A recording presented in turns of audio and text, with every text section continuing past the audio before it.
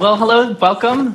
I'm Gabe Abrams. I work on educational technology at the Harvard Division of Continuing Education. A huge thanks to HILT for hosting this conference. I just love this conference so much. And thank you so much for being here. Welcome to our session. It is called Nurturing Human Connection in AI-Enhanced Learning Environments. Our plan is to start with a discussion with our distinguished panel, and then do a breakout activity where we will discuss a case study in AI that focuses on human connection, and then we'll wrap up with discussion and Q&A. Now, coming out of that first session, I think we can all agree that there's something really wonderful about working in higher ed. It's the students and faculty and staff that we connect with, the groups and committees and communities that we join, the learning, discovery, inspiration, and collaboration that happens in our classes, and all those other elements of human connection that make higher ed so awesome. And so when it comes to AI and human connection, I notice that I have two big feelings about AI. One is I feel scared. It's like those 3 sleepless nights. And I want to identify those elements of human connection that I want to preserve and protect from AI. But the other feeling is a feeling of excitement. It's that what Ethan Mollick said, these are the worst models we're ever going to interact with. So that excitement about all these awesome AI-based tools that we can use to enable new ways of fostering human connection, or also just freeing up our time to focus on what matters. And so we're hoping to talk about all of that today. So without further ado, I'm going to pass it off to Yasha to introduce our panel. Thank you, Gabe. Delighted to be here, and great to see this turnout. So on our distinguished panel today, we have Adrian Phelps-Coco, who's the Executive Director of Teaching and Learning at the Harvard Division of Continuing Education. You have the bios, the full bios, and in the interest of more human connection in this panel, I'm not going to read the entirety. I don't feel like I'm cutting out any accolades. It's only in the interest of time. I worried that if I read the whole bios, we would have no room for discussion.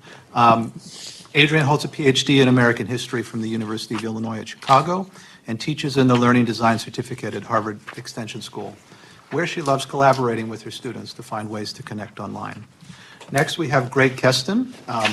Greg is the Associate Director of Science Education and a lecturer in the Physics Department. He completed his PhD here in physics, and he teaches or has taught nuclear physics, particle physics, fusion energy, gravitational wave physics, and science education. And I'm sure there's more.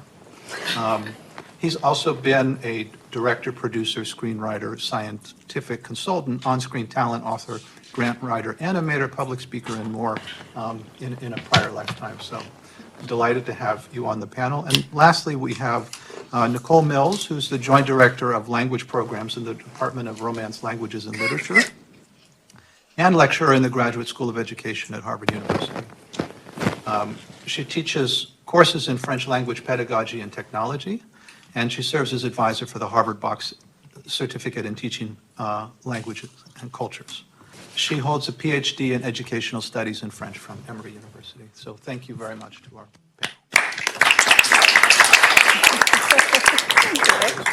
So I'm the director of Harvard X Courses. I've been at VPAL for 10 years, the Vice Provost for Advances in Learning. We work very closely with HILT. And I've had many sleepless nights about what AI will mean for, we're in the discussion of where it might fit in our courses and where could we allow it, and really thinking about copyright and other technical issues. We get distracted. So today I'm happy just to be focusing on the human connection and what AI can help us with that, or maybe just as Gabe said, where it can free up time to allow more of that to happen. So human connection is it's a pretty broad, big topic, and something that we think about a lot.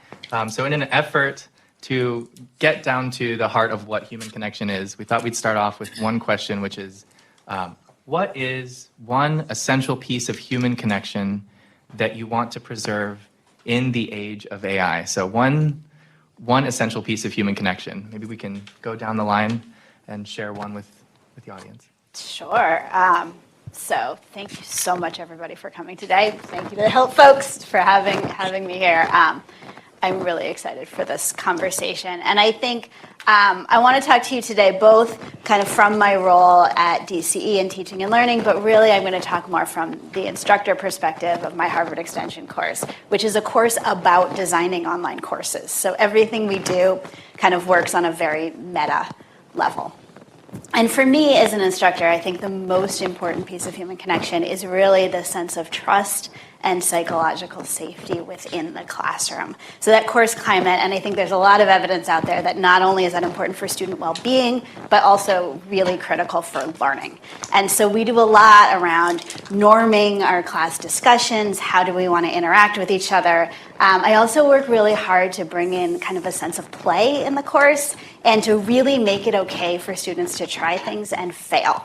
And a lot of what we do in the course is practicing brainstorming, because if you're going to be an instructional designer, you have to be able to sit in front of a faculty member and brainstorm ideas at the drop of a hat, and they're not all going to fly well, right? So you have to regroup. So we start with little games. You know, what could you do with a spoon? We do an activity very early on that's like, we do a crash course on learning theories and taxonomies, and then the question is brainstorm as many ways as you can to teach someone how to design an activity that would teach someone how to cook eggs. So it's very silly and it's very playful, but it gives them that way to tiptoe into these concepts. And by the end of the semester, they're able to design and build a quick online activity in a 40-minute period. So it's all of that I think allows for the learning and for the experimentation, and it really comes back to that psychological safety. And I think, you know, when we design online courses, one of the things I talk about a lot is that we have to build the human into the course, or it's going to get left behind. It has to be very intentional design choices. And as I think about the age of AI and bringing AI into our courses, if we want to have human connection in the age of AI, we're going to have to be really intentional about that. And so that's what's exciting to me. Thank you for having us. I'm very excited too to be here with all of you.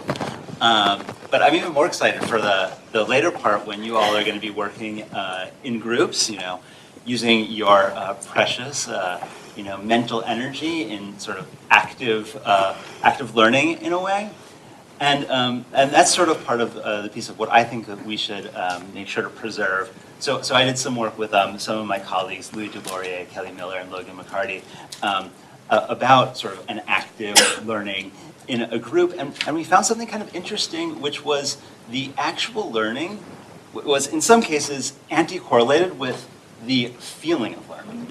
And that's because, you get that uneasy, confused feeling, and, maybe you think you're not learning when you're actually learning. And so, I think that, at least in the classroom, we know how to guide students through that. Like, we don't helicopter them out of the learning by giving them the answer. We sort of ask them, why did you think that? Or have you thought about this concept? And we're constantly gauging, like, how much of my knowledge should I dispense here? How much should I withhold? But AI tools like ChatGPT, they don't do that on their default settings. They are very happy to give you as many answers as you want. And this is because they're trained from this reinforcement learning from human feedback, which is essentially just thumbs up, I like this information, give me more. But it's not gonna push you to go through the confusion in an ideal way.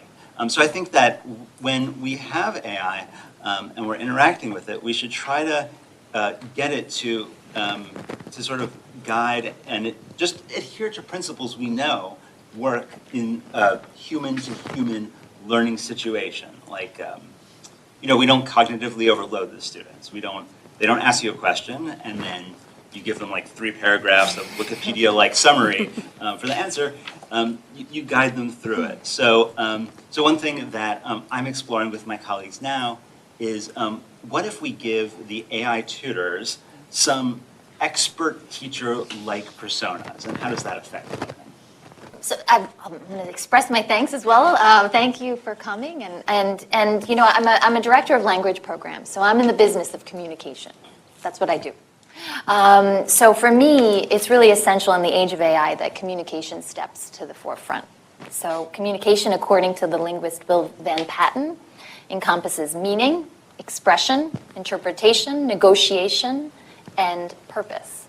So communication has a message with a meaning linked to the speaker's intention. And if we're communicating with a chatbot, who's the speaker?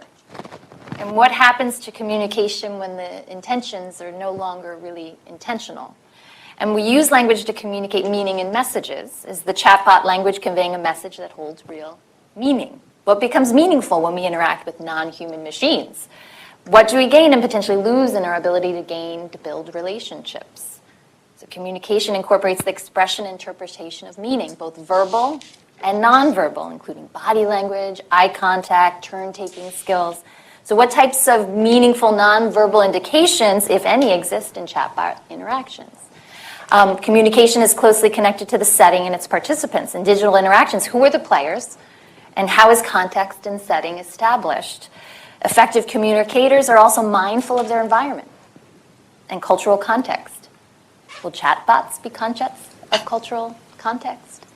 In some, interactional competence is the ability to participate and manage conversations in appropriate and relevant ways. And AI, as it plays a more increasingly role in our interactions and daily routines, I believe that educators will need to cultivate communicative competence more than ever. We need to focus in and hone on students' abilities to communicate effectively with thoughtful attention to developing their human understanding, their empathy, their negotiation, their perspective taking, and their adaptability. And those are the only 3 elements of human connection that exist. No, I'm kidding. I'm sure we're all thinking about like hundreds of other elements of human connection that we want to preserve and use AI to help us like empower. Thank you so much for sharing all of that. Nicole, in your story, I was thinking about my friend of a friend who works as one of those people that's like a customer service rep who answers your questions when you have like, you know, the little bot on the bottom of the page that's like, do you need help?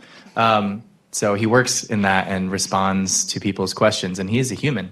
But one of the interesting things that he has seen is in the age of AI is the way that people, they started assuming that he's a bot, but he's a human. And so he's been kind of looking at the different ways that people talk to and communicate with AIs versus how they communicate with humans. And it's subtle, and it's about how you frame your information. Do you just stick to the facts, or do you include some of that context? And so thank you for sharing that. And thank you for bringing in that like space of active stretch and like keeping that part of not knowing and feeling like you're learning. And Adrian, the space of trust and psychological safety. So thank you. I'm going to pass it to Yasha for the second question. So for question number 2, what is one AI intervention in education that you're excited about? And what do you see are the risks of that intervention? And what are the rewards? And we'll just go down the row again. Thanks. Sure. So in the spirit of full disclosure, what I want to say to you all is what I am about to talk about, I have planned. It will launch in 3 weeks, but I have not done it yet. So this is all in the spirit of experimentation and risking failure. If you've got feedback, I'd love to hear it before I put it in front of actual students. So my course is very much, again, I'm teaching my students to become instructional designers, to work with faculty to build courses. And I think the session this morning made a very compelling case that as work evolves in the age of AI, people who have the knowledge and skills to use AI in their work are very likely to replace people who do not. So the intervention within my course is going to be making sure that the students start to learn how to use AI in their own work. I have adopted the kind of mid-tier AI policy that the Office of Undergraduate Education put out. We can use it in some assignments, we can not use it in others. But I'm actually going to start by teaching the students to prompt by coming back to that very silly egg exercise that I talked about. And what we'll be doing in a couple of weeks is just using ChatGPT out of the box. There is nothing built here. And teaching the students how to brainstorm using GPT and pulling that back into the course, which means we're teaching them prompting skills, which means we're getting them together in groups to do some experimenting, to test out these tools, to push the limits. If you look, I've got a screenshot up here. I asked it to give me a constructivist approach. There's at least one up there that I am not at all convinced is actually a constructivist approach to learning. So how do you recognize misinformation? All of that we're going to bake in and turn back to the students. But I think, again, in the spirit of trust and psychological safety, the risk here, again, is I'm really teaching my students how to use well, I hope, the tools that they very well could use to plagiarize. And so part of what we're going to do, again, is coming back to a norming activity and looking at the AI policy that I have in the course. And part of what I want to do is have them think through it. I've said yes to AI on some assignments, no to AI on others. Do I have this right? How do we make these choices? How does it impact learning? How do we communicate? Back to Nicole's point, how do we communicate about when is a good way to use AI and what is not a good way to use AI? And I am going to very much build that in. And then I think the other piece of this, back to play and failure, I am not an expert in using AI to design online courses. I am learning along with the students, and I'm going to have to put that very clearly in front of them. And I think what that does is that vulnerability, again, I think helps establish trust, but also gives them a really authentic challenge to solve. So part of what we'll be thinking about is how can we use AI in courses, but also what should our professional code of ethics around using AI be for instructional designers? Do we tell the faculty that we're working with that we've used it? Do we not? Do we use it in front of them?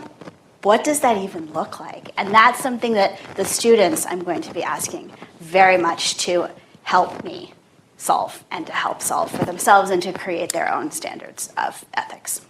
So that's mine. Go for it. Sure. So any instructors here who have been willing to brave the treacherous landscape that is student feedback know that a very common one is you're just going too slow.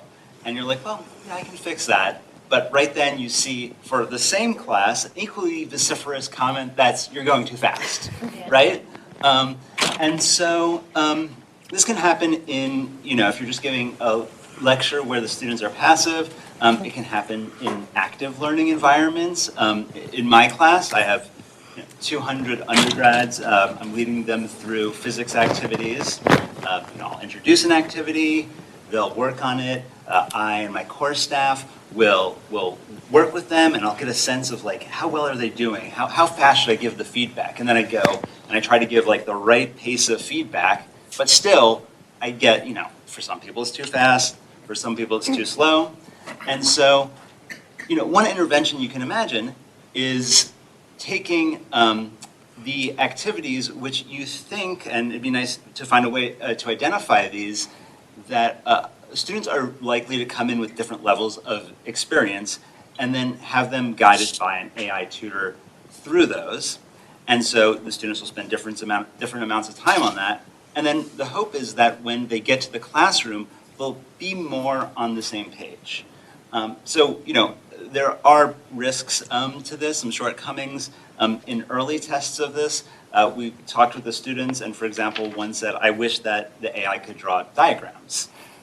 It can't right now, right? So maybe some of the shortcomings will be fixed, but at the moment, it's not as robust an interaction as with a person. But I think that there's some real advantages both for students going at the right pace when they need to, and also for enhancing the class by making sure everybody's closer to the same level. So this past spring, I collaborated with the company Wanda VR and actually Greg at the Visualization Research and Teaching Laboratory. And we experimented with AI in our writing assignment for French 11, a beginning French language course where students create fictional French-speaking characters who live virtually in Paris and create a collective storyline by writing memoirs from their character's perspective. We have some images because it's a crazy project that you kind of have to visualize. But I'm going to quickly talk through it. But during a unit on fine arts in Paris, the students learned that one of the characters was murdered in a surrealist scene in the Centre Pompidou Museum. Students created their own personalized 3D animated avatars to represent their fictional character and copied and pasted their composition and written work from in-class activities, including their self-portraits and their alibis, into a prompt for their AI character. The avatar was then added to a pre-designed virtual gallery space in the Centre Pompidou Museum, including walls adorned with multiple adaptations of Magritte's surrealist works and window views of Paris, all created with AI tools. For the second class session, the students were then gathered in the visualization lab, and the instructor launched the immersive experience, and students were able to see their own character and written work come to life. Students asked their own characters a personalized question in French and waited to see how their character would respond. Then the interrogation of the guilty suspects began. By clicking one character and hitting the microphone icon, the students' questions were registered. The answer was transcribed automatically by a speech AI model and communicated to ChatGPT, which generated an answer based on students' written prompts for their characters. Each character's response was first shown in the written chat box on the right, and then generated into a voice response. After multiple question and answers with the suspects, the students then voted on the guilty party before they heard the truth from the very point of view of the victim's ghost, who magically came to life and told the real story. The ghost was also a student who wrote a composition of the real story.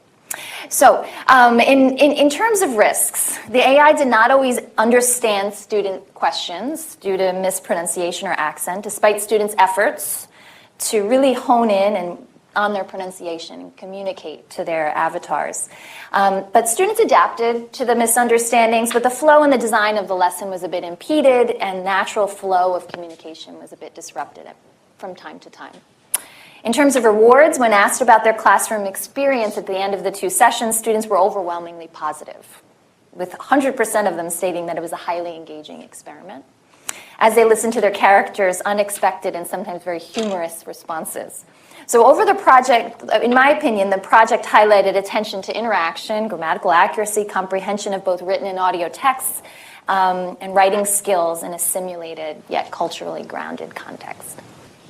Thank you very much. From my own teaching, there are moments where you have to, I mean, we all come with our areas of expertise, but it's kind of relinquishing the sage on the stage, the expertise, and handing it to the students to struggle where that learning is possible, and sort of trusting in that struggle.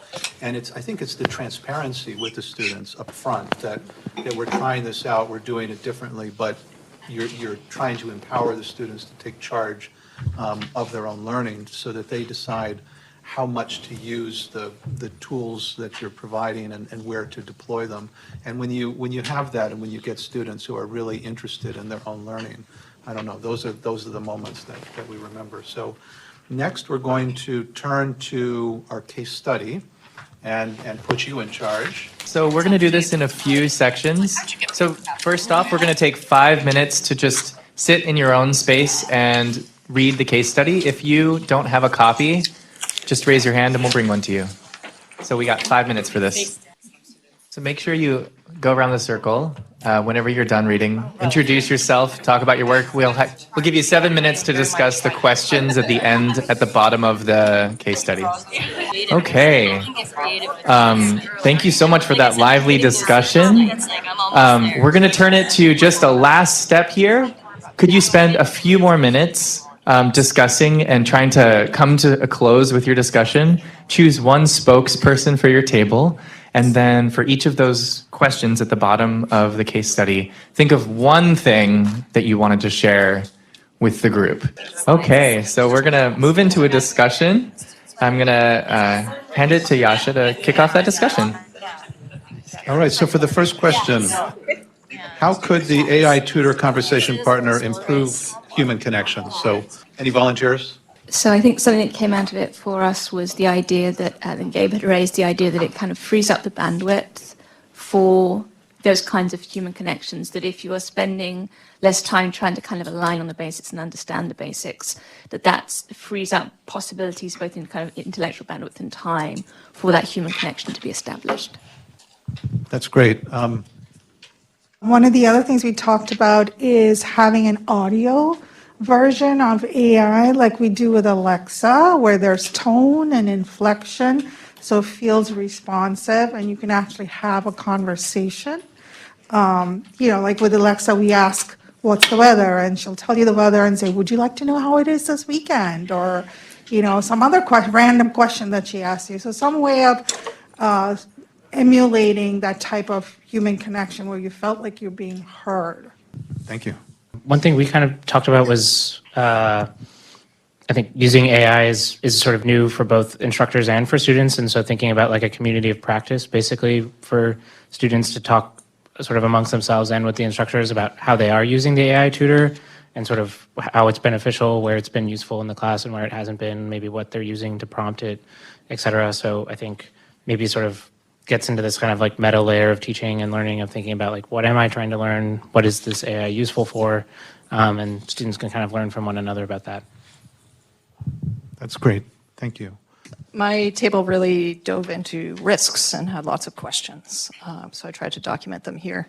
What if students prefer interacting with AI to other humans? What does a balance of work look like for teaching staff? So do TAs and TFs need to learn a new way of helping their faculty? And who is in charge of keeping an eye on the AI to make sure that things are on track for the course? What does a grad student union think of this? But also, if there are instances of faculty feeling undervalued, would this make the problem worse? Or might it make it better? And might it make teaching much better for folks? And then, it's good. I think I mentioned everything. What's the balance of work for teaching staff? So like what would the breakdown be on these groups? How many AI representatives versus how many people would you have in each group? And would that sway things in one direction or another? Thank you. We've jumped ahead to lots of risks. But are there any last rewards that people wanted to talk about? And then I want to turn it to the panel. Hello. So our table focused a lot on the rewards of AI, and specifically how those rewards improve human connection. And that's because we all agreed here that AI is less of a focus of man versus machine, but AI is man work and machine working together. And using AI leaves you with an appreciation and an admiration for what we said is the residue of the collective human conscious. And I thought that was really powerful because we agreed here that the use of AI becomes a lot more palatable when you think of it in terms as your like natural intelligence coming together with artificial intelligence to just improve overall intelligence, I guess. So we mainly focused on the rewards and how you can push AI to push yourself to do better. I appreciate you all diving into the positive reward side, and now we're gonna take a turn for the risks. But first, I just wanted to be curious did anyone notice the name of the professor was Velociraptor? Okay, and also, I'm sure you can guess because this is always the punchline, but ChatGPT wrote this. Except I put in the name. Give a lot of prompts. We did prompt it a lot. That's true. So ChatGPT, in collaboration with us, wrote it. So we wrote it. Okay. Anyway, so let's go popcorn style to the second one. I think we're in the interest of time. We're going to try to get through the first 3 questions as a group, and then we'll let the panel wrap things up before we head off to the next thing. So, hands up for the risks section. So we spoke about risks to human connection in the sense of we already know today with our kids, young adults, they're increasing anxiety through the pandemic and use of technology, how they kind of shy away from real conversations or phone calls in favor of texts and using social media, and that's just making this whole new pandemic, if you will, of social anxiety get worse and worse. And we wonder with AI if that's just the loss, that it would be more transactional in nature. You have a conversation or an exchange with AI, and then you walk away from it. So it's even the balance in terms of social connection and human connection, what we're used to traditionally, that would be a big risk to society. While I'm walking it over, I wonder, what's the difference between connection, conversation, and brainstorming versus human connection and human conversation? Because maybe in this case, they're connecting with an AI, they're having a conversation with an AI, but they're not connecting with humans, having conversations with humans. I don't know. I hope that was not a question to me. But as you were talking, that just reminded me when I was doing my dissertation and I came into my daughter's room and she was like, Siri. I'm like, oh gosh, I should probably spend more time with her because she's having a conversation with Siri. But, right? But I think to me, as an educator, one of the couple critical things I typically emphasize, we are responsible not just for our own, but for our collective learning. And so the question then, are we kind of abdicating the responsibility more toward generative AI?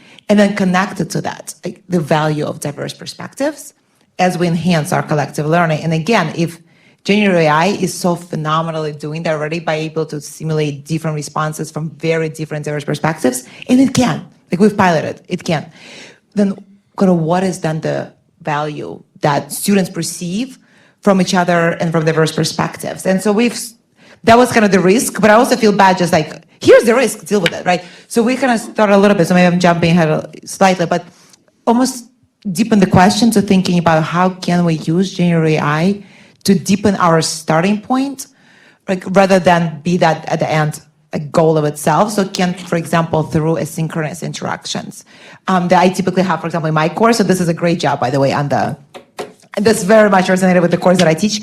But how can we maybe first have students engage with generative AI to deepen their thinking, to deepen some of the things that they're putting out there, and to give them more confidence to engage? And then we are going to still engage in the conversation together, in a real conversation, but maybe we're going to start at a level where potential might have ended. I love how you turned that risk into a potential reward of a stepping stone to human conversation. Love it. Who's next? Oh, a risk that we discussed as a table was not exactly the risk asked here, which is a risk of using AI to answer the wrong question, I guess, of is this a Band-Aid? Because there's some things in this report about too many students per faculty and students in all these different time zones who are not prepared ahead of time for the responsibilities of what discussion is going to require. So we're just wondering also pedagogically what we want to get out of this course, and if AI can actually address those questions, or if this is more of a human problem. And another issue is so many people coming to office hours. Are the lectures not clear? Is maybe you can use AI to help, So just, making sure you're asking the right questions, I guess. I love this. In the interest of time, I'm not sure how much we can get through. I wanted to give some time to our panel to see if they had any thoughts on what was said so far from the responses from the table, or future questions on the list. I think the risks that you're identifying here and the rewards they're really hard and they're really smart things to be thinking about. I think what Joya said earlier about is this increasing social anxiety is not something I had ever considered before. And so I think for me, so much of this is going to come back to transparency and conversations. How are we talking to our students about these tools? How are we getting feedback from them in a way that they feel comfortable sharing that feedback with us of what's good and what's bad and what the impacts are? And then how do we have these conversations with each other so that we're all collectively learning from these experiences? Because there are not going to be easy answers here. And I think those transparent conversations are going to be key. So, I don't know. Yeah. Sure, yeah, I'll say a word. So just, I guess, since we didn't quite get to the alternatives, maybe I just sort of thought around that. So, I think one thing that's sort of seeping into the way that people are using the AI in more sophisticated ways, they're sort of giving many different personas. They can do role play, they can be a student. And so, I can imagine in a situation like this that, you wouldn't use it in the way that, maybe a tutor, maybe you're having it, work with the team and say like, okay, because, there is the capability of it understanding who's speaking. Maybe somebody isn't speaking enough and they have thoughts and the AI says, I'd love to hear from this person. And so, as you can build the sort of the structure of the AI more and more, I think that it's going to, you could sort of just put the goals that you want the human connection in there more. Make that happen for us, AI. And hopefully that would make it a little bit, it could help us have even a stronger human connection than we would have without it. Maybe. I just wanted to I was just sharing this anecdote with them, and I thought I would share it with you as well, because it happened last night as I was looking through my notes for today. And we have a 7th grade boy who knocked on my door and said, I have a question about my math homework, which always makes me panic a little bit and sweat. So I said, okay, what is the difference between rational, irrational numbers and integers?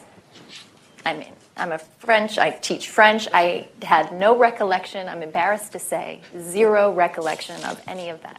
So I said, that's a great question. Let's ask ChatGPT. So it was me, 7th grade boy, and ChatGPT, and we were working together. I was asking him questions. He was giving me some examples from his handout. I was typing in something, and then I said, for a middle schooler, how would you explain it? And then he followed up, and I said, he said, does that make sense? He said, not really. I said, not to me either. Let me ask it another question, right? So it was this kind of collaborative experience between me, him. We were all were in it together, but it was this new, different kind of experience of the Vygotsky zone of proximal development, like what you can and can't do with a capable or completely incapable peer. And how this was really creating it. By the end of probably it was about 8 to 10 minutes, we figured it out together with the help of ChatGPT, and that was exciting to me. So anyway, thought I would share that. But the potentials of AI tutors and how we can mix in maybe humans, and it's not just one-on-one with the AI tutor, but you're involving others as well. I love that because it's so full circle back to the very beginning. What we started off, the first thing, Adrian, that you said was talking about like humility and transparency and trust, and so being able to say, I'm not the expert. Let's go talk to an expert. And but then also there are some things where we're the expert and ChatGPT is not the expert. Like one time I was trying to write some jokes, and I'm sure ChatGPT thought the jokes it was writing were funny, but they weren't very funny. So in that moment, I was the expert in what is humor and that human element of it. So I think it's like just navigating that and having these kinds of discussions that we're having today. I think we're at time. Thank you so much for being here.